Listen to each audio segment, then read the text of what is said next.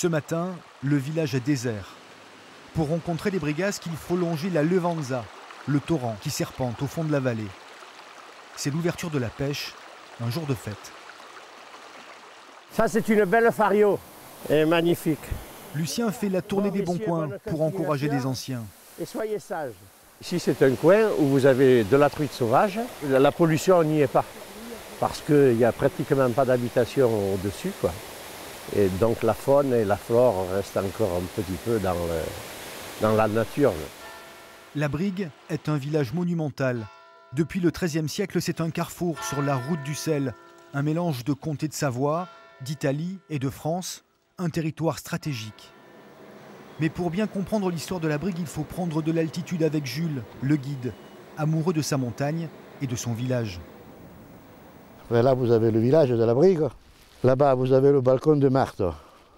Après, là, vous avez la route de l'amitié qui traverse, là, qui remonte, va en Italie. Moi, je ne pourrais pas vivre en ville. Il y aurait trop de stress en bas. Qu'ici, on est cool, quoi.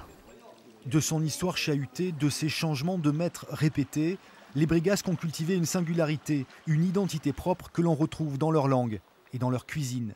Marisette, brigasque de longue lignée, dévoile son héritage culinaire. C'est pas très compliqué. Une spécialité de pâte façonnée d'un coup de pouce, les soudjeli. En fait, c'est parce que ça ressemble à un seau royal. Et donc, en Brigasque, le seau, c'est soudjeli. Un délice servi avec une daube et en entrée, l'autre spécialité, la tourte brigasque. Vous avez le plat typique brigasque avec donc la tantifoulouse. C'est une tourte à base de pommes de terre, de poireaux et de courges. Il est midi.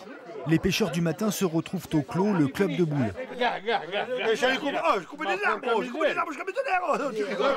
Un moment de convivialité qui soude les habitants lorsqu'en hiver, ils ne sont plus que 300. Il y a des paysans, il y a des pêcheurs, il y a des chasseurs, il y a des bureaucrates, il y a l'office du tourisme. Et on se retrouve vraiment tous comme ça, c'est sympa, quoi. Jules va en cuisine. Il a préparé une de ses spécialités. Ah, ça, c'est les tripes à la piémontaise. À table, c'est l'occasion de passer en revue les histoires, les disputes et les réconciliations. En temps de chasse, on est divisé. Regarde, quand il y a le repas, bon, on est tous ensemble. Non? C'est pas vrai? Et voilà, hein. Monsieur le maire arrive de la côte. Jules ne lui laisse pas le choix. Ce sera des tripes, comme tout le monde. Vous avez vu qu'on peut faire du vrai ici à la Brigue, hein. Et qu'on se bat pour éviter le bling-bling de la Côte d'Azur. Bravo. Le bling-bling à la Brigue, c'était au 19e siècle. On appelait ça le baroque. La collégiale Saint-Martin témoigne de cette grande époque du village. Mais les styles se mélangent et on découvre un tableau Renaissance, la Nativité, peinte par Ludovic Bréa. Le village possède 7 édifices classés et tout un environnement à découvrir. Au détour des ruelles, on rencontre des linteaux en ardoise qui témoignent du rôle social de leurs habitants.